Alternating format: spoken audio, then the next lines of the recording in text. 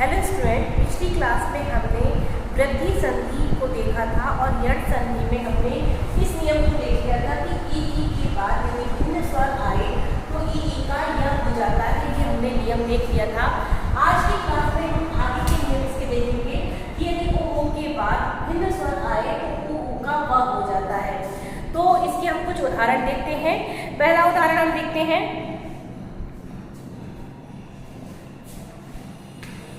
सु, धन, अच।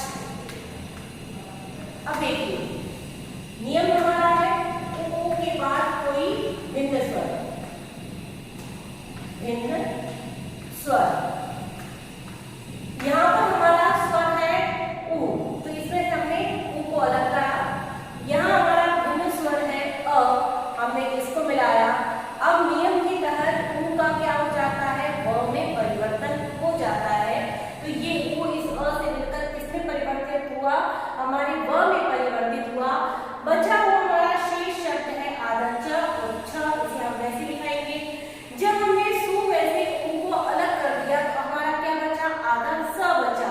तो इस आधे स को जब हम ऐसे लिखेंगे तो हमारा शब्द बन गया स्वच्छ। तो ये हमारा पूरा शब्द इस तरह से लिखेंगे, इसे सही से स्वच्छ। ये हमारे नियम के तहत हुआ है। इसके अलावा अन्य उदाहरण भी हम देखते हैं, जैसे सु, धन, आगत। देखिए मैंने आपको पहले ही बताया था यदि ओ के बाद कोई भी भिन्न स्वर आता है तो वो जो भिन्न स्वर है उसकी जो मात्रा है वो इस पर, यानी कि जो व में परिवर्तन होगा उस पर चढ़ जाएगी। इसी प्रकार से ई के बाद जब कोई भिन्न स्वर आता है तो उसकी जो मात्रा है वो य पर चढ़ती है। तो इसी तरह से इसमें हम देखेंगे हमारा है उ, यहाँ पर हमारा है आ। जब छोटे उ से अ मिलेगा, आ मिलेगा तो परिवर्तन होगा व में, और इस आ की जो मात्रा है वो यहाँ हो जाएगी। तो हमारा शब्द बन गया, हमारा जो है बन गया वा। बचा हुआ शेष है हमारा ग और त, और इस सु में से जब हमने उ को अलग कर दिया था जो परिवर्तित होकर व में बदला है, तो बचा हमारा शब्द क्या, आधा स। शब्द बन गया हमारा स्वागत।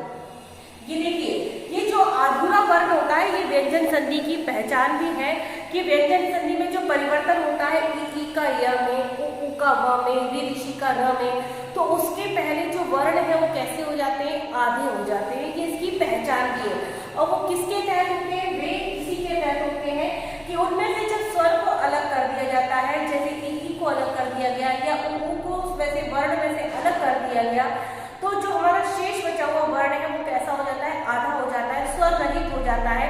और स्वर रहित जो हमारा वर्ण है वो ये तो इस तरह से लिखा जाता है या उसे हलंत के तौर पर लिखा जाता है। तो ये हमारा सु, धन, आगत। सु में से जब हमने उ को निकाल दिया, आ से जब उसकी संधि हुई तो हमारा शब्द बन गया वा, हमारा वर्ण आ गया वा।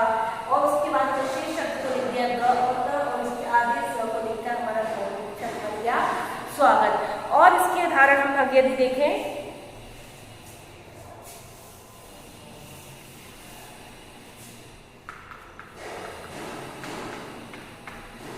इसके और उदाहरण देखते हैं, अनु, धन, इति। देखिए अनु, धन, इति, इसमें से हमने जब स्वर अलग किया तो क्या हुआ, उ, इधर हमारा भिन्न स्वर है ई, ठीक है। उ और ई मिलकर क्या बने, हमारे व में परिवर्तित हुए, और व में छोटे ई की जो मात्रा होती है वो लगेगी। लेकिन उसके पहले जो हमारा यहाँ से जो वर्ण है, शब्द है, उसको हम लेंगे तो ये हमारा हो जाएगा अ में से हम न को कर देंगे। न में से जब हमने उ को निकाल दिया तो क्या हुआ, आधे न के रूप में परिवर्तित हुआ। और ये जो मात्रा है आपको पता है, मात्रा अधूरे वर्ण के पीछे से चलती है, आधे वर्ण के पीछे से चलती है। और बचा हुआ शब्द हमारा हो गया ती, तो ये हमारा शब्द बन गया अद्वितीय।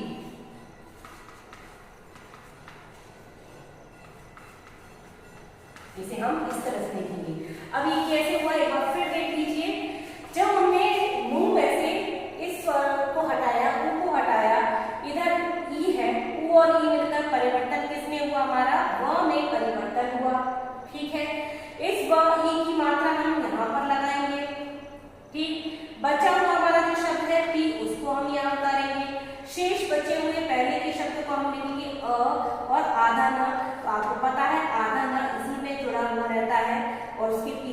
मात्रा जाती है, तो ये इस तरह से हमारा शब्द बन गया। अन्य और भी हम उदाहरण इसके देखेंगे।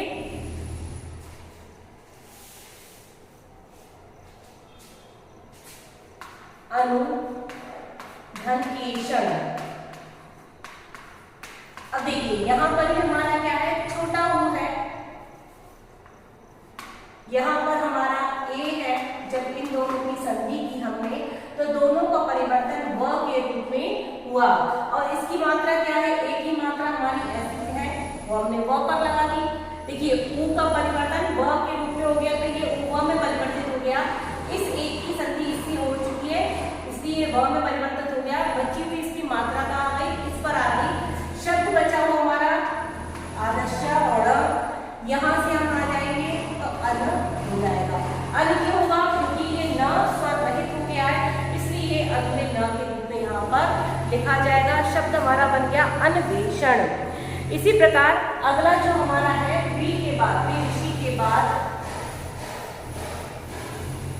यदि कोई भिन्न स्वर आता है तो उसका परिवर्तन किसके रूप में होता है, उसका परिवर्तन हमारा र के रूप में होता है।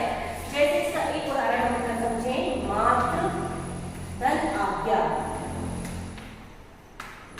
तो देखिए यहाँ पर ऋषि है, यहाँ पर भिन्न स्वर आ है, दोनों परिवर्तन र के रूप में हो गया। यहाँ पर हमने इसको लगाया र को, ठीक है, यहाँ पर ज्ञा आ गया। अब यहाँ पर माँ और यहाँ पर अधूरा त है, तो अधूरा त जब इस आ से मिलेगा तो इसको हम ऐसे लिखेंगे मात्राज्ञा। त और र मिलकर क्या बनते हैं, त्र बनते हैं। त और र मिलकर त्र बनता है, इसलिए हम इसको इस तरह से लिखेंगे, क्योंकि ये इसमें आधा त है और ये पूरा र है यहाँ पर। तो ये हुए हमारे यण संधि के नियम। देखिए अब तक हमने अ, आ, ई, उ और वे ऋषि की संधि भिन्न स्वरों से या उनके समान स्वरों से मिलकर देख ली। अब बचे हुए हमारे जो स्वर हैं ए, आई, ओ, औ, इन स्वरों से जब भिन्न स्वर का मेल होता है तो ये परिवर्तन किस रूप में होता है, इसकी संधि देखेंगे। तो अयादी स्वर संधि, अब हम पढ़ेंगे अयादी स्वर संधि। अयादी स्वर संधि की परिभाषा है कि जब संयुक्त स्वर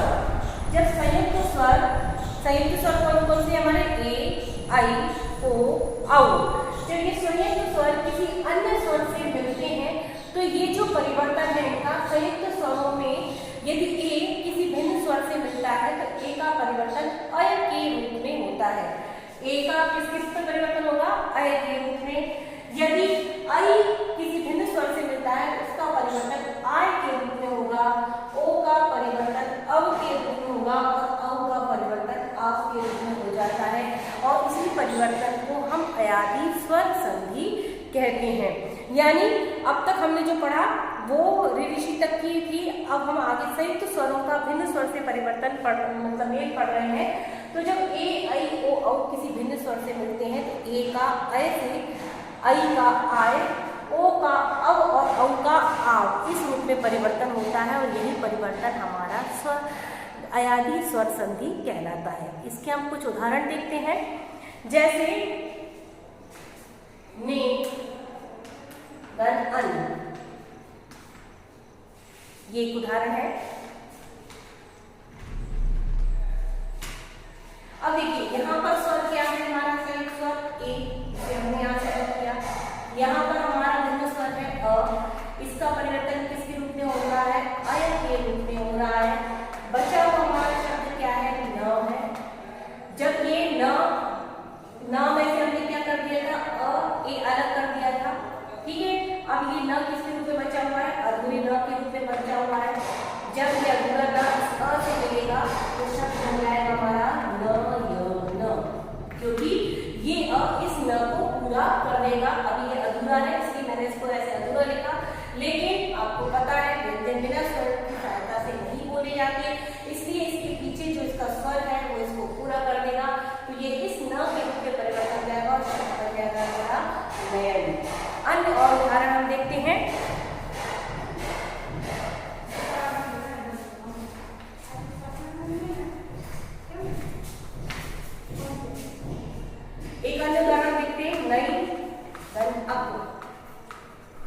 ठीक है।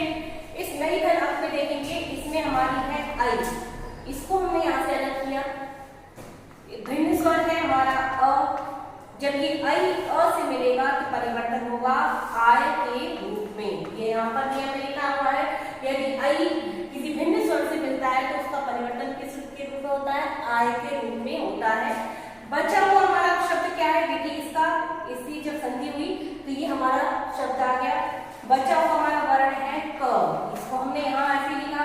अब जो नए में से आय हमने अलग कर दिया था तो ये क्या बचेगा? ये आधे न के रूप में बचेगा। और अभी आपको मैंने बताया था आधे न के पीछे स्वर है तो वो जो स्वर उसको क्या कर देगा? पूरा कर देगा। तो इस शब्द को हम ऐसे लिखेंगे नायक, क्योंकि इस न को इस आ ने क्या कर दिया है? पूरा कर दिया है।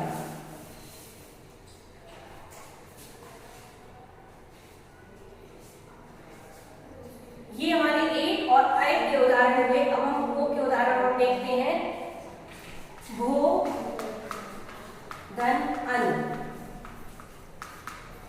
देखिए भो में क्या है? भो में हमारा ओ है, इसे हमने अलग कर दिया।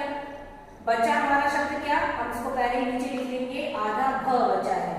ठीक, अब ये जब इस अ से मिलेगा तो क्या किस में परिवर्तन होगा? हमारा ओ का किसी भिन्न स्वर से मेल होता है तो वो परिवर्तन होता है हमारा अव के रूप में।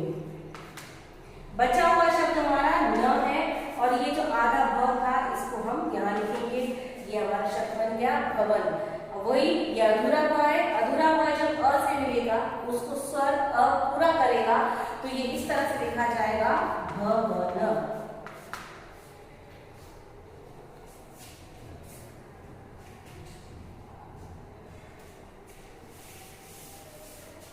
एक और उदाहरण, ये ओ का था, अब औ का देखते हैं। पौ धन अक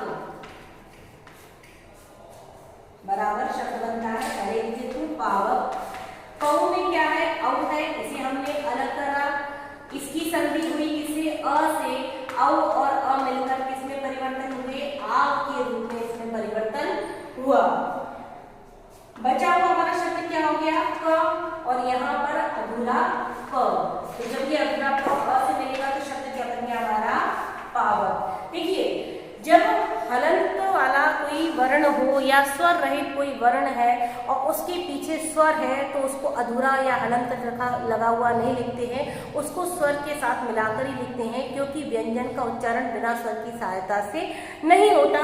इसलिए ये जो प अधूरा है इसको इस आ ने जब पूरा किया तो इस तरह से पा के रूप में लिखा जाएगा और बचा हुआ हमारा शब्द इस तरह से पावक आ गया।